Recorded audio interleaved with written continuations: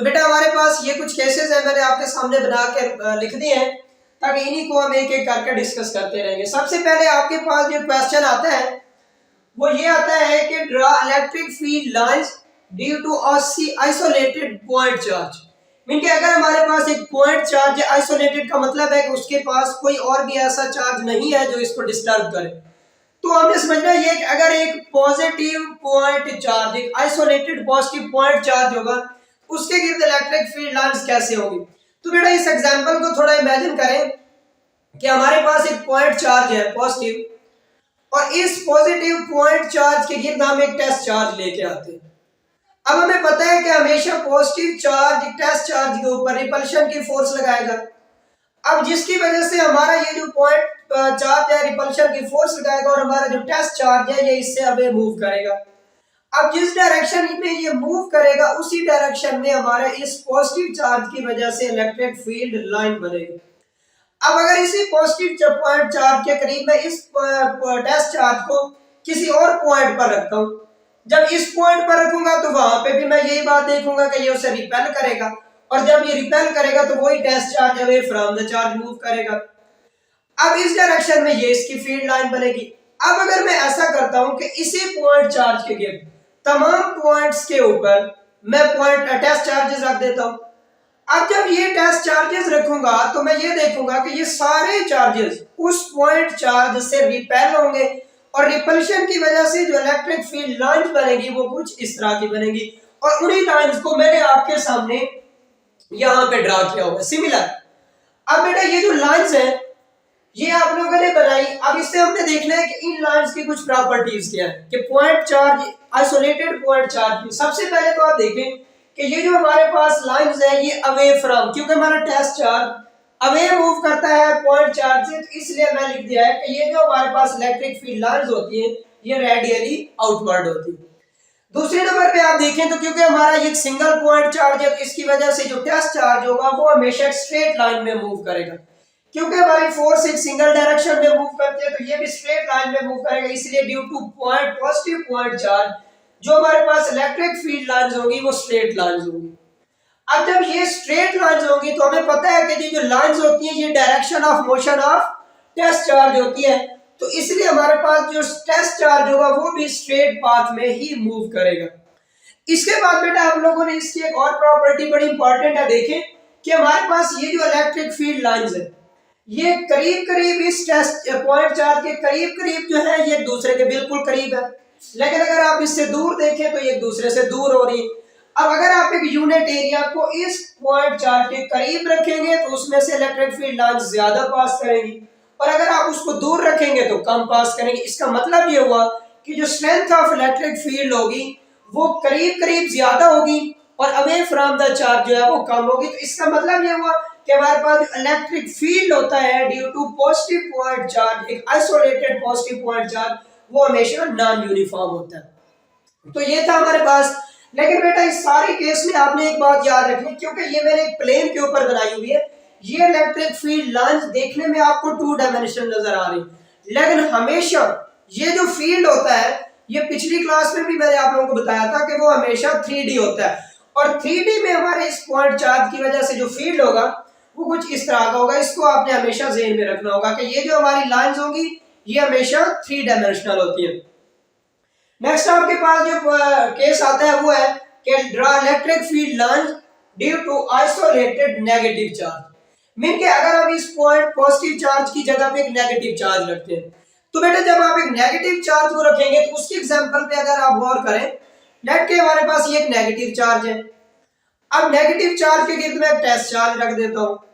अब हमें पता है कि जो नेगेटिव चार्ज होता है वो हमेशा टेस्ट चार्ज को अट्रैक्ट करता है। अब अट्रैक्शन की वजह से आप देखेंगे कि हमारा जो चार्ज होगा वो इसकी तरफ अट्रैक्ट होगा, और हमारे पास इलेक्ट्रिक फील्ड लाइन जो इसकी बनेगी वो कुछ इस तरह की बनेगी। अब अगर मैं ऐसा करता हूं कि इसको किसी और पॉइंट पे रखूंगा तो भी सेम फिनोमेना होगा। अब बेटा अगर मैं ऐसा करता हूं कि इसी नेगेटिव पॉइंट चार्ज के गिर्द मैं हर पॉइंट के ऊपर नेगेटिव चार्जेस रख देता हूं, अब ये सारे नेगेटिव चार्जेस हमारे इस नेगेटिव चार्ज की तरफ अट्रैक्ट होंगे और कुछ इस तरह की इलेक्ट्रिक फील्ड लाइंस बनेगी, और उन इलेक्ट्रिक फील्ड लाइंस को मैंने आपके सामने ये ड्रा किया होगा। अब इसकी कुछ प्रॉपर्टीज क्या बनेगी। अब इसकी प्रॉपर्टीज में सबसे पहले हम क्या कह सकते हैं कि ये देखें, क्योंकि हमारा जो टेस्ट चार्ज होगा वो नेगेटिव की तरफ अट्रैक्ट होगा, इस वजह से जो टेस्ट चार्ज होगा वो इनवर्ड मूव करेगा। तो जो electric field lines due to isolated negative charge होती है वो हमेशा रेडियली इनवर्ड होती है। अब दूसरी चीज, क्योंकि ये भी सिंगल चार्ज है तो इसकी वजह से हमारा जो टेस्ट चार्ज होगा वो सीधी लाइन में मूव करेगा, तो हमेशा ये electric field lines due to isolated negative charge ये हमेशा स्ट्रेट लाइंस होती हैं। दूसरी चीज, अब क्योंकि ये लाइंस स्ट्रेट लाइन है तो सेम उसी तरह से हमारा जो टेस्ट चार्ज होगा वो भी स्ट्रेट पाथ में ही मूव करेगा, क्योंकि स्टूडेंट्स मैं आपको ये बात पहले से बता चुका हूं कि जो इलेक्ट्रिक फील्ड लाइन होती है ये दरअसल path of motion of test charge को शो करती है। इसलिए जो इलेक्ट्रिक फील्ड लाइंस ये बनेगी, ये स्ट्रेट है तो इसलिए path of motion of test charge भी स्ट्रेट बनेगा। अब यहाँ पे भी सेम उसी तरह का काम है जो इसमें हुआ था।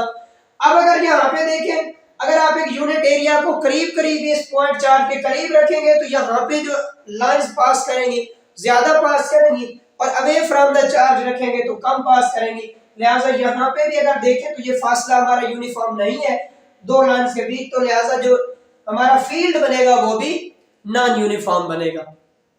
ये तो हमारे पास कुछ थी पॉजिटिव और नेगेटिव पॉइंट चार्जेस, लेकिन आइसोलेटेड, आइसोलेटेड मीन कि इसके गिर्द कोई और ऐसा पॉइंट चार्ज नहीं है जो इसे डिस्टर्ब करे।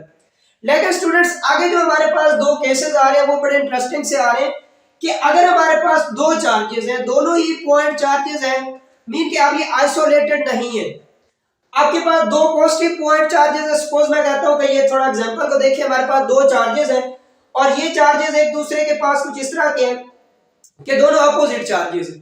अब अपोजिट चार्जेस आपको पता है कि हम इसके करीब अगर एक टेस्ट चार्ज लेके आते हैं तो जो पॉजिटिव चार्ज होगा वो उसे रिपेल करेगा और जो नेगेटिव चार्ज होगा वो उसे अट्रैक्ट करेगा। जब इन दोनों की एक कंबाइंड फोर्स लगेगी तो हमारा जो चार्ज होगा टेस्ट चार्ज वो कुछ इस डायरेक्शन में मूव करेगा। अब ये इसकी इलेक्ट्रिक फील्ड लाइन बनेगी। अब मैं ऐसा करता हूं, इसी टेस्ट चार्ज को इस पॉइंट से हटा के किसी और पॉइंट पे रखता हूं। अब जब इसे उस पॉइंट पे रखेंगे बेटा तो अब यहाँ पे भी आप देखेंगे कि हमारा वो रिपेल करेगा पॉजिटिव चार्ज, नेगेटिव उसे अट्रैक्ट करेगा, तो हमारा चार्ज कुछ इस डायरेक्शन में मूव करेगा। अब यहाँ पे इसकी इलेक्ट्रिक फील्ड लाइन बनेगी। अब बेटा मैं इसी तरह करता हूँ कि इस पॉजिटिव पॉइंट चार्ज के करीब मैं हर डायरेक्शन पे मुख्तलिफ टेस्ट चार्जेस रख देता हूँ। अब ये सारे टेस्ट चार्जेस जो होंगे वो कुछ इस तरह से मूव करेंगे और ये इसकी इलेक्ट्रिक फील्ड लाइंस बनेंगी। अब बेटा इन्हीं लाइंस को मैंने आपके सामने ये ड्रा किया हुआ है। अब यानी टू अपोजिट पॉइंट चार्जेस की वजह से जो इलेक्ट्रिक फील्ड लाइंस है वो इस तरह की बनेंगी।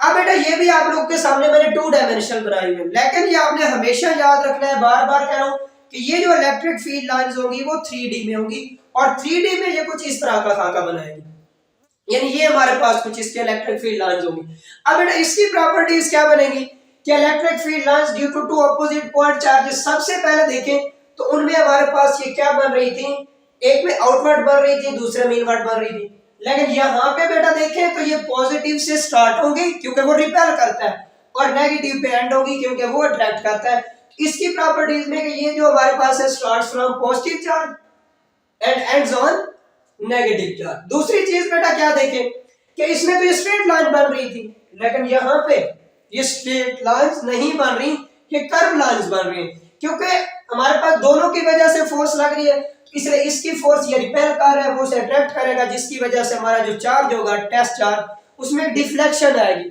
डिफ्लेक्शन की वजह से ये जो लाइंस बनेंगी ये कर्व लाइंस बनेगी, तो ये कर्व लाइंस होती है ड्यू टू अपोजिट चार्ज। अब बेटा एक और चीज, जब ये लाइंस ही कर्व है तो फिर हमारा चार्ज भी तो कर्व पाथ में मूव करेगा, सिंपल। तो जो टेस्ट चार्ज होगा moves in a curve path. अब बेटा एक और चीज कि यहाँ पे भी अगर आप डिफरेंट पॉइंट्स के ऊपर यूनिट एरिया को रखेंगे तो उसमें से पास करने वाली जो इलेक्ट्रिक फील्ड लाइंस होंगी वो डिफरेंट होंगी। इसका मतलब ये हुआ कि अगर आप सेंटर में रखेंगे ना बेटा तो हमेशा इलेक्ट्रिक फील्ड लाइंस ज्यादा पास करती है, लेकिन जो जो आप ऊपर रखेंगे तो इलेक्ट्रिक फील्ड लाइंस हमेशा कम पास करती है, क्योंकि जो जो ऊपर जाएंगी इनके जो बीच का डिस्टेंस होगा, सेपरेशन होगी, वो इंक्रीज होती जाती है। इसका मतलब यहाँ पे भी जो इलेक्ट्रिक फील्ड होता है वो नॉन यूनिफॉर्म होता है। नेक्स्ट हमारे पास एक और बड़ी इंटरेस्टिंग चीज है कि इसमें जो इलेक्ट्रिक फील्ड नॉन यूनिफॉर्म तो होता है, लेकिन हमेशा सेंटर में इलेक्ट्रिक फील्ड स्ट्रांग होता है, और अगर आप एजेस की तरफ यानी दूर जाएंगे तो हमेशा इलेक्ट्रिक फील्ड जो होता है वो वीक होता है। ये बड़ा इंपॉर्टेंट पॉइंट है, इज मैक्सिमम एट सेंटर, जब आपके पास दो अपोजिट पॉइंट चार्जेस होंगे। अब बेटा एक और चीज कि आइसोलेटेड पॉइंट चार्ज हो, चाहे पॉजिटिव हो या नेगेटिव हो, उसमें जो इलेक्ट्रिक फील्ड इंटेंसिटी होती है वो क्योंकि स्ट्रेट बन रही है लाइन, तो एक सिंगल डायरेक्शन होती है उसकी। लेकिन इसमें अगर आप देखें तो हमारी जो लाइंस है उनकी डायरेक्शन वेरी कर रही है, और ये लाइंस की जो डायरेक्शन होती है बेटा, ये दरअसल इलेक्ट्रिक फील्ड इंटेंसिटी की डायरेक्शन बता रही होती है। अब जब इसकी डायरेक्शन कंटिन्यूअसली चेंज हो रही है तो इसको मैं कह सकता हूं कि due to two opposite point charges electric field intensity varies its direction at every point. हर पॉइंट पे इसकी जो डायरेक्शन होगी वो चेंज हो रही होगी। लेकिन सवाल ये कि सर हम फिर कैसे निकालेंगे? तो बेटा किसी भी पॉइंट के ऊपर आप अगर इलेक्ट्रिक फील्ड इंटेंसिटी, सपोज मैं इस पॉइंट पे निकालना चाहता हूं, तो इस पॉइंट पे आपको टेंजेंट ड्रा करना पड़ेगा। इलेक्ट्रिक फील्ड इंटेंसिटी की जो डायरेक्शन होती है वो हर पॉइंट पे चेंज हो रही होती है, और किसी भी पॉइंट के ऊपर जो इलेक्ट्रिक फील्ड इंटेंसिटी होती है वो हमेशा उस पॉइंट पर टेंजेंट के इक्वल होती है। यानी जो इस कर्व के ऊपर टेंजेंट बनेगा उसी टेंजेंट के इक्वल, टेंजेंट की डायरेक्शन में ही इलेक्ट्रिक फील्ड इंटेंसिटी डायरेक्शन बनेगी। तो E varies its direction every point, और eight any point E is tangent to the curve, यानी हर पॉइंट पे इसकी जो डायरेक्शन होगी वो वेरी करेगी, और किसी भी पॉइंट पे इसकी डायरेक्शन टेंजेंट की डायरेक्शन में होगी। नेक्स्ट हमारे पास है कि draw electric field line due to two similar point charges. अब वहां पे तो अपोजिट थे, अब हमारे पास सिमिलर है।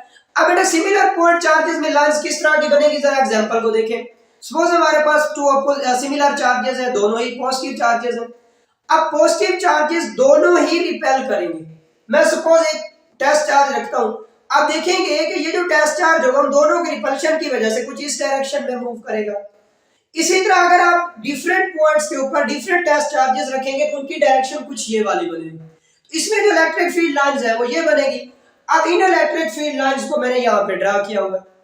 अब इन इलेक्ट्रिक फील्ड लाइंस में भी आपने हमेशा ध्यान में रखना है कि ये 3D होंगी, और 3D में इनका जो स्ट्रक्चर होगा वो कुछ ये वाला होगा। अब यहाँ पे आपने क्या इसकी जो प्रॉपर्टीज है वो देखें। सबसे पहले तो ये भी हमारे पास कर्व लाइंस बनेगी। अब जब ये कर्व लाइन है तो जाहिर है हमारा टेस्ट चार्ज भी कर्व पाथ में मूव करेगा। जब टेस्ट चार्ज कर्व पाथ में मूव करेगा तो आप लोगों को भी जाहिर है फिर डायरेक्शन ऑफ इंटेंसिटी भी चेंज होगी, और डायरेक्शन ऑफ इंटेंसिटी यहाँ पे भी हर पॉइंट पे चेंज होगी, और वो भी टेंजेंट टू द कर्व बनेगी। नेक्स्ट मैंने एक पॉइंट लिखा हुआ है बड़ा इंपॉर्टेंट, कि इस केस में सेंटर में जो इलेक्ट्रिक फील्ड इंटेंसिटी थी वो मैक्सिमम थी। लेकिन यहाँ पे अगर आप देखें तो इसके सेंटर में कोई भी इलेक्ट्रिक फील्ड लाइन पास नहीं कर रही। जब आपके पास सेंटर में से कोई इलेक्ट्रिक फील्ड लाइन पास नहीं कर रही तो इसका मतलब यहाँ पे इंटेंसिटी जीरो होगी, और इस रीजन को हम कहते हैं जीरो फील्ड स्पॉट या इंटेंसिटी फ्री रीजन। मीन कि यहाँ पे कुछ भी इलेक्ट्रिक फील्ड इंटेंसिटी नहीं होगी। तो ये इन दोनों में बेटा एक डिफरेंस था कि इसके सेंटर में इलेक्ट्रिक फील्ड इंटेंसिटी स्ट्रांग होती है, लेकिन सिमिलर चार्जेस में हमेशा सेंटर में इलेक्ट्रिक फील्ड इंटेंसिटी जो होती है वो जीरो होती है। क्लियर? अब इसमें अगर आप दूसरी डायरेक्शन में जाएंगे तो वो इंक्रीज होती जाएगी। लेकिन बेटा इन जितने भी केसेस में हमने देखा, सब केसेस में हमारा यूनिफॉर्म जो था, सॉरी जो इलेक्ट्रिक फील्ड था वो नॉन यूनिफॉर्म था। उसमें भी नॉन यूनिफॉर्म, यहाँ पे भी नॉन यूनिफॉर्म, यहाँ पे भी नॉन यूनिफॉर्म, यहाँ पे भी नॉन यूनिफॉर्म। क्या कोई ऐसा केस भी है जिसमें हम ये कह सकें कि हमारा इलेक्ट्रिक फील्ड जो है वो यूनिफॉर्म बने? तो यूनिफॉर्म इलेक्ट्रिक फील्ड के लिए बेटा हमारे पास एक एग्जांपल है, वो हम ले लेते हैं टू अपोजिटली चार्ज्ड प्लेट्स। बेटा आपके पास ये दो अपोजिटली चार्ज्ड प्लेट्स है, इनमें आपको पता है कि सपोज एक प्लेट के ऊपर पॉजिटिव चार्ज डिस्ट्रीब्यूटेड है, दूसरे के ऊपर नेगेटिव चार्ज है। अब यहाँ पे अगर मैं इन दोनों के सेंटर में एक टेस्ट चार्ज रखता हूँ तो पॉजिटिव प्लेट उसे रिपेल करेगी, नेगेटिव उसे अट्रैक्ट करेगी, और हमारा बिल्कुल स्ट्रेट लाइन में ये चार्ज मूव करेगा फ्रॉम पॉजिटिव टू नेगेटिव। इसी तरह आप डिफरेंट पॉइंट के ऊपर रखेंगे तो हमारा जो चार्ज होगा वो पॉजिटिव टू नेगेटिव मूव करेगा।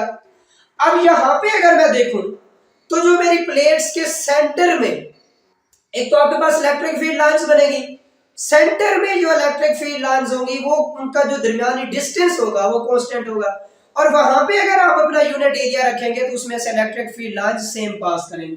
तो due to two oppositely charged parallel plates में कुछ इस तरह की बनेगी लाइंस, और इसकी प्रॉपर्टीज में कि ये भी start from positive and and on negative.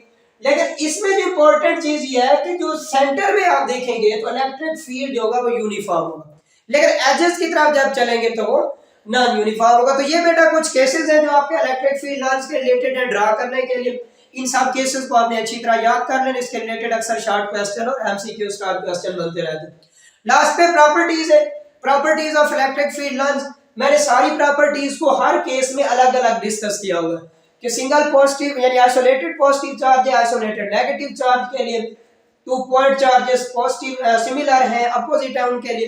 लेकिन फिर भी मैंने कुछ अलग से इलेक्ट्रिक फील्ड लाइंस की प्रॉपर्टीज लिखी हुई है, ये भी देख लेते हैं। सबसे पहले कि किसी भी पॉइंट के ऊपर जो number of electric field lines होती हैं ये शो करती हैं उस पॉइंट के ऊपर इलेक्ट्रिक फील्ड स्ट्रेंथ को, यानी number of electric field lines is proportional to field strength at any point. Second जो प्रॉपर्टी है वो ये है कि two field lines never cross each other. ये बड़ा इंपॉर्टेंट अक्सर शॉर्ट क्वेश्चन बनता है कि why two electric field lines never cross each other. बेटा ये बात आप लोगों को हमेशा याद रखनी होगी कि इलेक्ट्रिक फील्ड इंटेंसिटी जो होती है किसी भी पॉइंट के ऊपर वो हमेशा सिंगल डायरेक्शन रखती है, क्योंकि अगर एक पॉइंट के ऊपर इलेक्ट्रिक फील्ड इंटेंसिटी की डायरेक्शन सिंगल नहीं होगी तो फिर उसका मतलब होगा कि हमारा जो टेस्ट चार्ज है वो दो डायरेक्शन में मूव करता है। तो कभी भी ऐसा पॉसिबल नहीं है कि एक पार्टिकल दो तरफ मूव करे, वो एक ही तरफ मूव करेगा। इसलिए जो इलेक्ट्रिक फील्ड इंटेंसिटी होती है वो एक पॉइंट के ऊपर हमेशा एक डायरेक्शन रखती है, इसलिए हमारे पास कभी भी दो लाइंस एक दूसरे को इंटरसेक्ट नहीं कर सकती, क्योंकि ये इलेक्ट्रिक फील्ड इंटेंसिटी